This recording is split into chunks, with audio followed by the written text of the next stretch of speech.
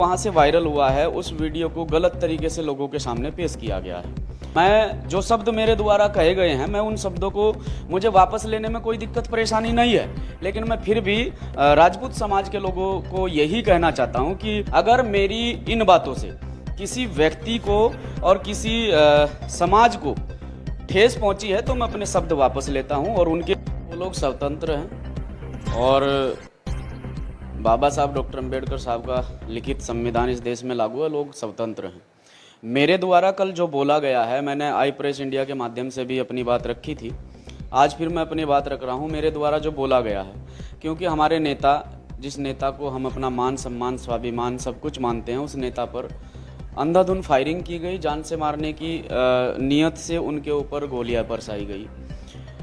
हमारे नेता हॉस्पिटल में एडमिट थे, उनकी सुरक्षा की मांग को लेकर हम हरिद्वार में ज्ञापन सौंपने के लिए डीएम साहब के यहाँ गए थे और वहाँ पर जो वीडियो वहाँ से वायरल हुआ है, उस वीडियो को गलत तरीके से लोगों के सामने पेश किया गया है।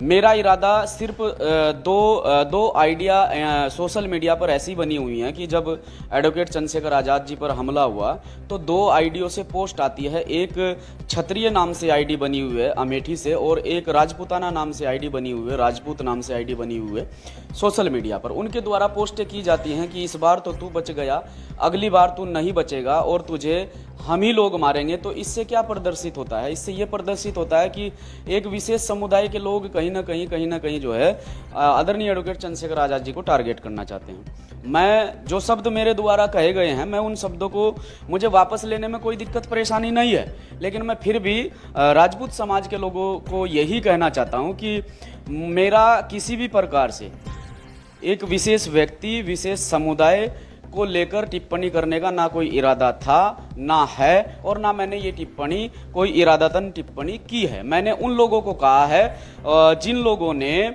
लगातार पोस्टों के माध्यम से चंद्रशेखर आज़ाद जी को टारगेट करते पोस्ट की हैं। अगर मेरी इन बातों से किसी व्यक्ति को और किसी समाज को ठेस पहुंची है तो मैं अपने शब्द वापस लेता हूं। और उनके बुद्धिजीवी वर्ग के जो लोग हैं, जो बुद्धिजीवी वर्ग के लोग मुझे लगातार फ़ोन कॉल्स के माध्यम से, मैसेज के माध्यम से पूछ रहे हैं कि भैया आपने इस तरह की टिप्पणी क्यों की है, मैंने उन्हें भी यही जवाब दिया है कि मेरी जो भाषा थी, मेरे जो शब्द थे, वो उन लोगों के प्रति थे जो फेसबुक पर लगातार इसे भड़काने का काम कर रहे थे और एक जातीय हिंसा का रूप देने का काम कर रहे थे। ऐसा नहीं है कि मेरे भी मित्र ठाकुर समाज में बहुत, मेरे भी जानने वाले बहुत हैं, मित्र हैं, हम आपस में एक दूसरे के सहयोग से रहे हैं, पढ़े हैं, तो मेरा किसी की भावनाओं को ठेस पहुंचाने का कोई मकसद नहीं था।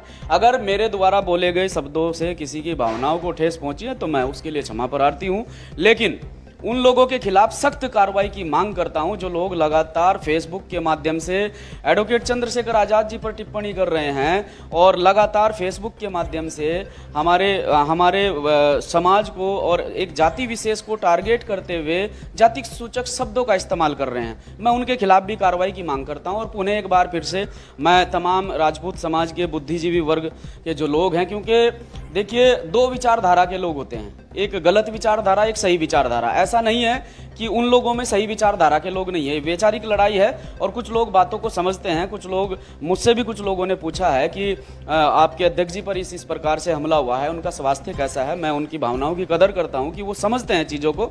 उन्होंने मुझे फ़ोन कॉल्स के माध्यम से पूछा है, मैंने उन्हें जवाब भी दिया है। फिर उन्होंने ही मेरी वीडियो के बारे में मेरे से फ़ोन कॉल से पूछा है, मैंने उन्हें जवाब दिया है। तो मेरा उन सभी साथियों से यही कहना है कि मैं किसी प्रकार से, मेरा कोई इरादा आपकी भावनाओं को ठेस पहुंचाने का नहीं था। मैं तमाम साथियों से यही अपील करता हूं कि जिस प्रकार से सोशल मीडिया पर लगातार ये जो है लगातार ये एक चीज़ों को बढ़ावा दिया जा रहा है और भड़काने की कोशिश की जा रही है, दो आईडी लगातार जो है पोस्टें कर रही हैं, उनके खिलाफ भी कार्रवाई होनी चाहिए।